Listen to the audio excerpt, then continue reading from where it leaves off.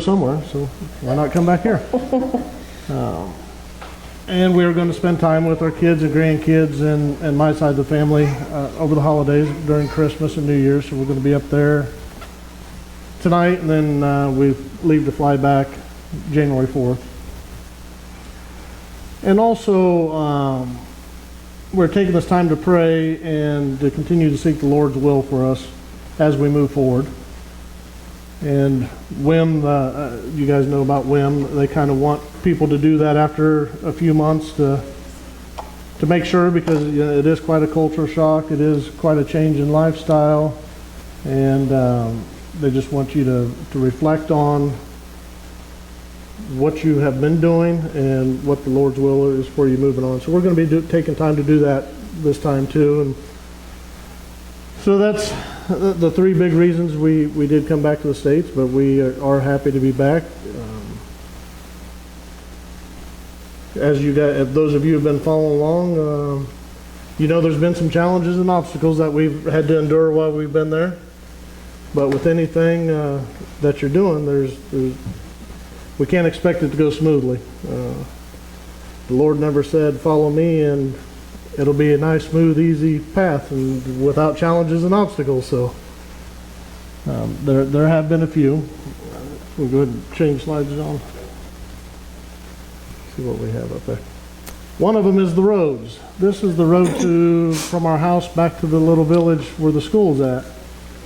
And it actually doesn't look too bad there, but that's water. That was during the rainy season, so it's like so then it drives like a dry creek bed when there's no water. And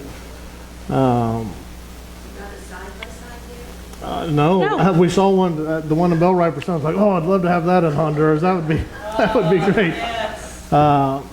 And this used to be the main road for traveling to go from one town to the next. We were just recently told that about 7 years ago is when they paved the bypass highway. Well, that's the one that you've heard us talk about. Looks like it's war-torn and just potholes, and we call them potholes. They're not potholes like back here. They're this deep, and they go clear across the highway, and it's so. And I think John and Alicia probably talked about the roads. They were not kidding. They are the worst roads I've ever driven on in my life. When you go around somebody, actually trying to go around the potholes, you go from one lane into the other lane to go around maybe them. even put on the shoulder. And so it's been interesting learning to drive in Honduras with the road conditions. And if you're behind somebody and they turn on their left turn signal, that doesn't mean they're turning left. That means you can go ahead and go around them.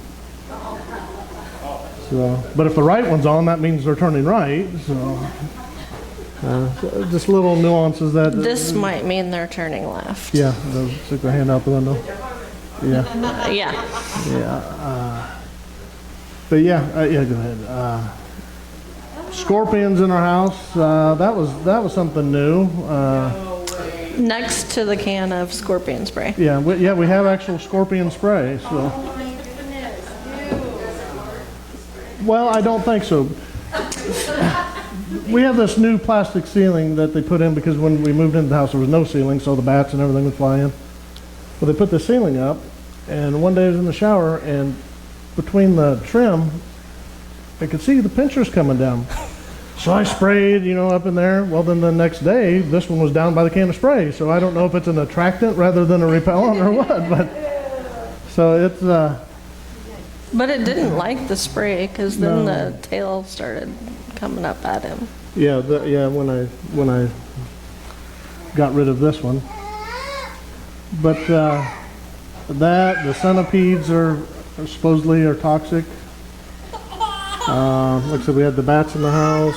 The black willyworms that we have here are poisonous there. Yeah.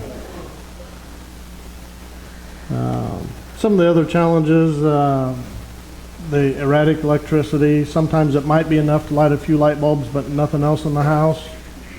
Or it may just go off randomly, and it may be off 12 hours, might be off 10 minutes. You never know. They shut the water off every other day still. So you kind of got to plan around that, plan your showers, and make sure you got buckets of water to flush toilets with. But it's been consistently every other day that they just shut the water off about 9 o'clock at night the night before, and then it won't be on until, past the 24-hour period until the next morning. So, yeah, so you take 2 showers on the day you have water, and then you just wipe off on the days in between. So. And a cold shower here is not a cold shower there. It's an ice cold shower there. Yeah. Well, and many Hondurans, they don't. I think I've talked about it or shown you pictures.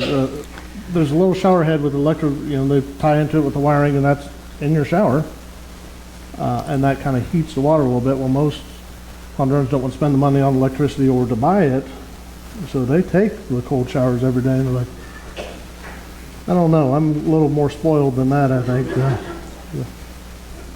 But the living there almost 3 months now, and the things that we've experienced has made us realize how spoiled we are in the United States, and it's also made us understand, I think, areas in our life that when we are back in the States or even there, and when we do come back permanently, that maybe we don't need this much. We can be at a different level of living, more humble than maybe we were used to before. You experience a different way of life, then you can kind of become accustomed to that. So, won't ever get accustomed to the roads. I mean, I think they figure out you're a drunk driver if you drive straight, because it's literally like this the whole time you're driving down the road, dodging these potholes.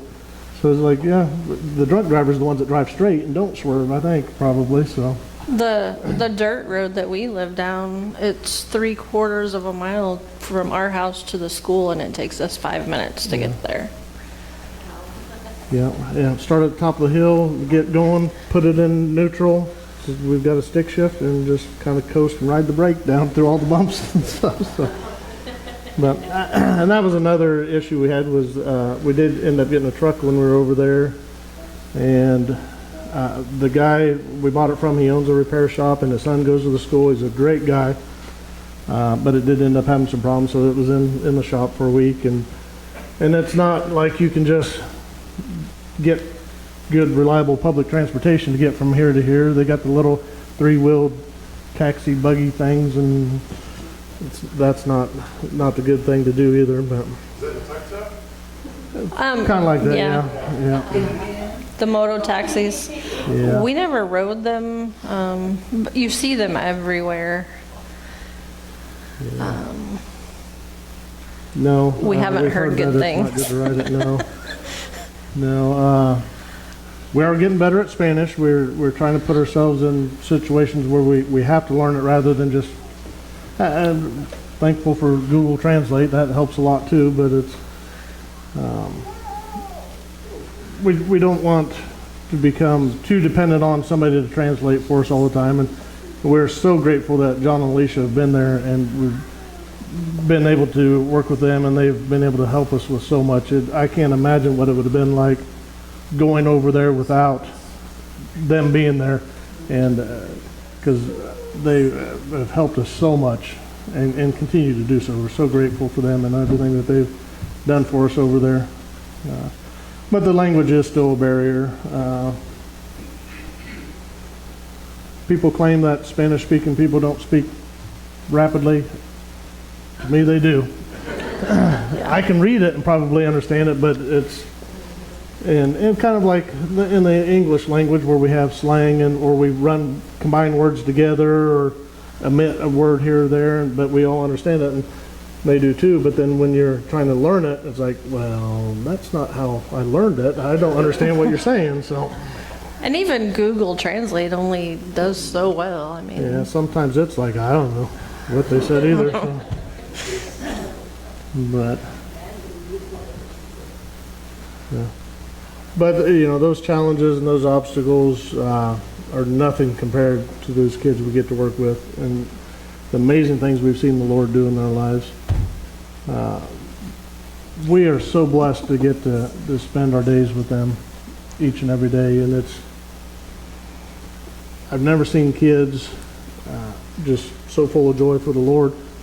They worship every morning at school.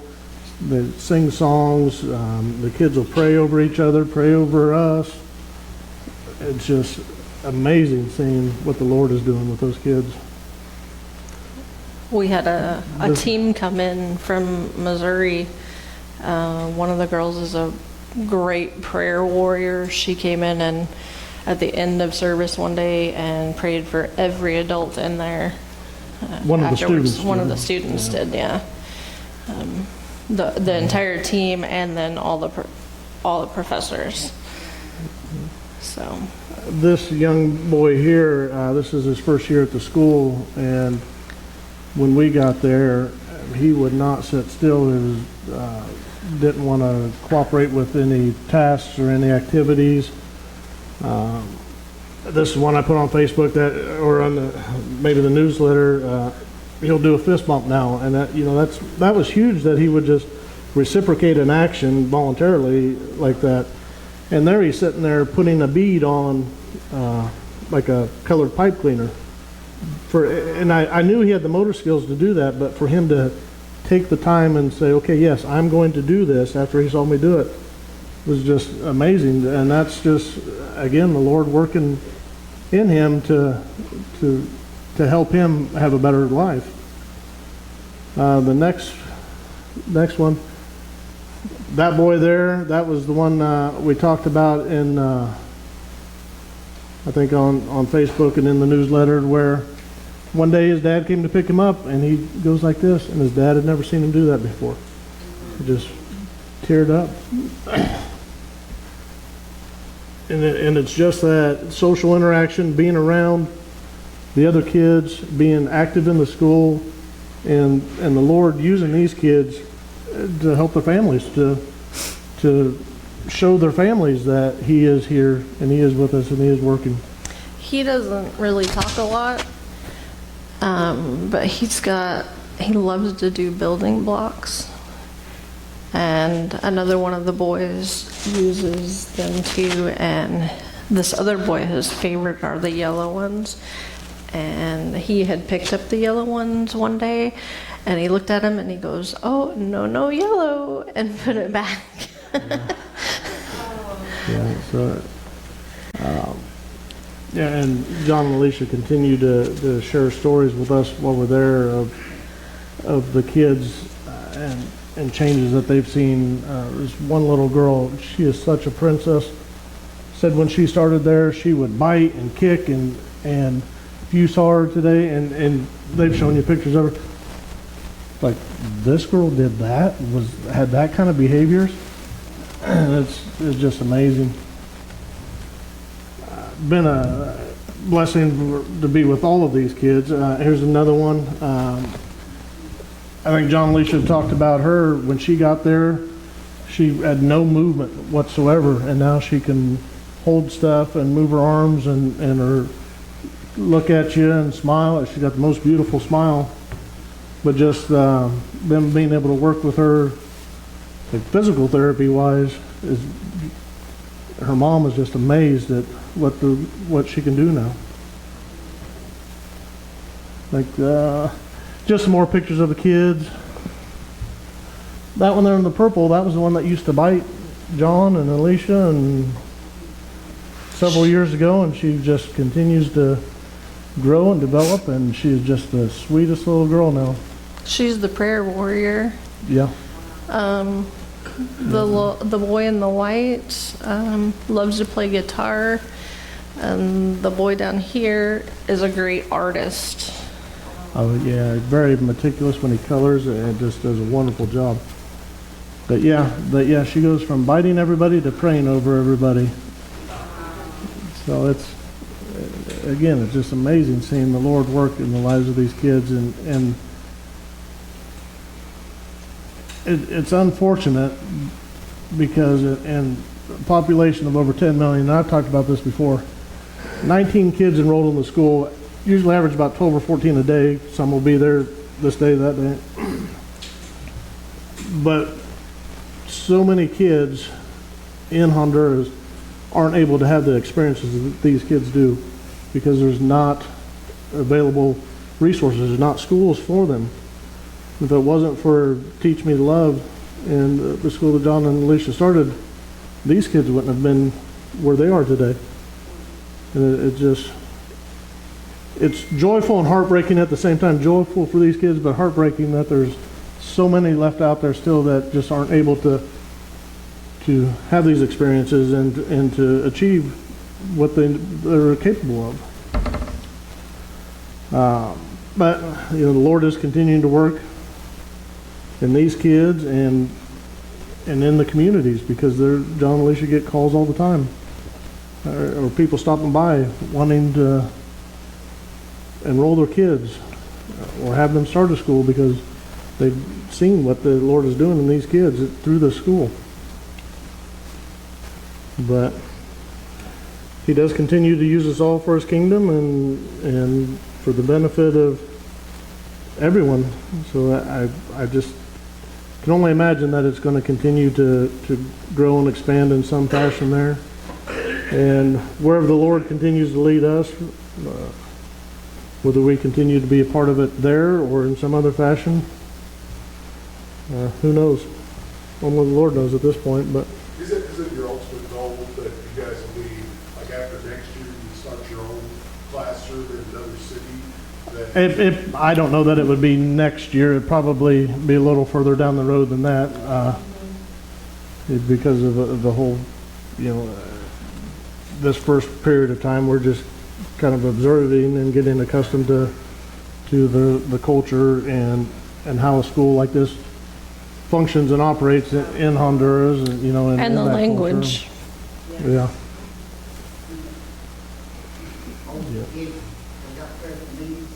All of them? Yeah, all of them do. Yeah. Mm-hmm. Yep. One special need, or some of them autism, some of them Down syndrome, some of them more physical disability.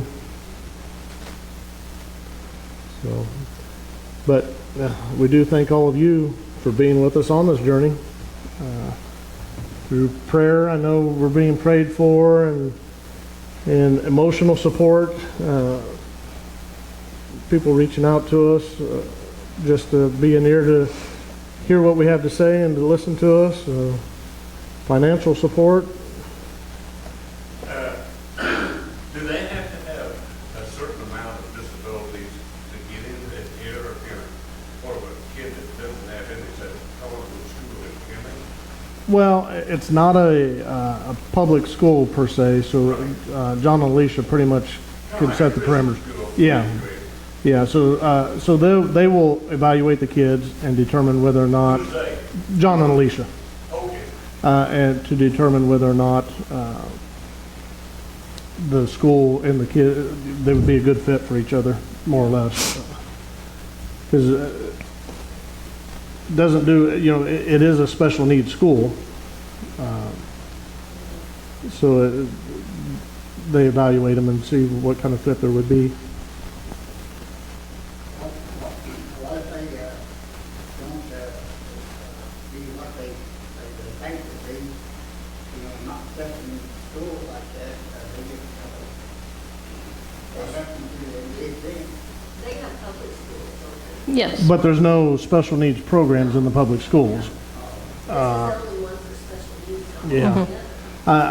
Unfortunately, they can only accept so many kids, and those that they can't accept, that's the one of the problems, that there's not enough resources, not enough people, to just take care of Alicia, everybody. 19, yeah, There's 19 enrolled and originally it's just them two.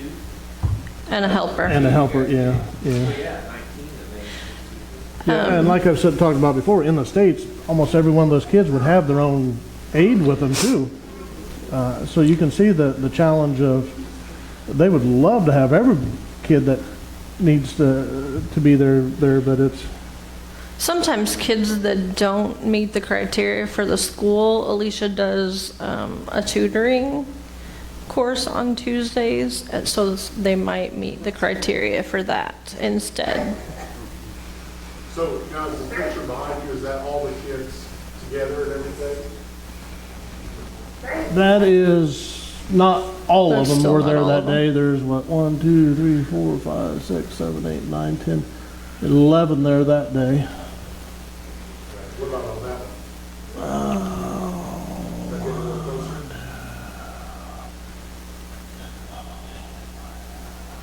There was 12 there that day. We're getting into the time of year in Honduras where the public schools are out of school because they go February through November.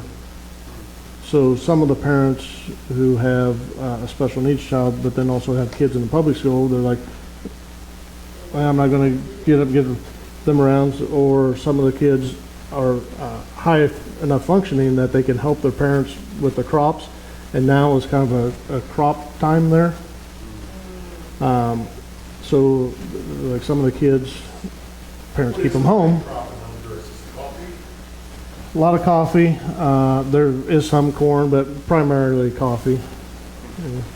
In fact, we've got 4 coffee bean trees in our yard.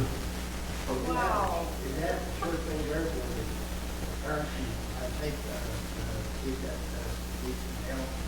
Is that the church over there? They go to? Well, a lot of these kids live in La Esperanza, which is 20-some minute drive away. It's not that far away, but because the roads. So there's a transfer. The school has a transportation service that the parents pay for. The bus isn't owned by the school, but I mean, it's just they work with this guy who has a van, and the parents pay for that transportation. So some of them go to church in La Esperanza, I think. But again, transportation's a big deal there. A lot of people don't have vehicles, so they have to rely on. In that town, there's more public transportation, but there's not a special needs church at all. So There's also strawberries, oranges. Gary had a question. Do they have many Christian schools there, private schools, or do they even have private schools? Well, John and Alicia's sons went to Abundant Life, and that's what the school they started teaching at when they first moved to Honduras, and it's a Christian, kind of a private school. I mean, there's tuition involved. So, yeah, there is They do have it. Yeah. a public, where the public can go to a Christian school there. Yeah. But Americans who come over and have children who come to go to school there cannot go to public schools. They have to go to a private school. Yeah, like John and Alicia's boys couldn't go to the Honduran public school, so they had to go to that Abundant Life. Why is that? Just the Department of Education's policies, I guess. So. Yeah. Who made that rule? Department of Education, Secretary of Education. So, well, John's giving me the red light to wrap up. So, but we are so thankful for all that you guys have done for us through this whole journey that began. Man, it's been over a year now when it began.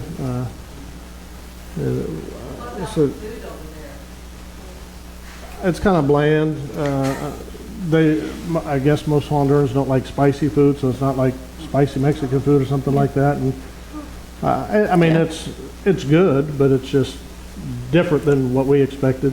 You know, even living in New Mexico, it was like, oh, it's not like that. So it's and there's since it's such a poor country, there's a lot of rice, things like that they eat because it's cheap and abundant, and Tortillas. And yeah, refried beans.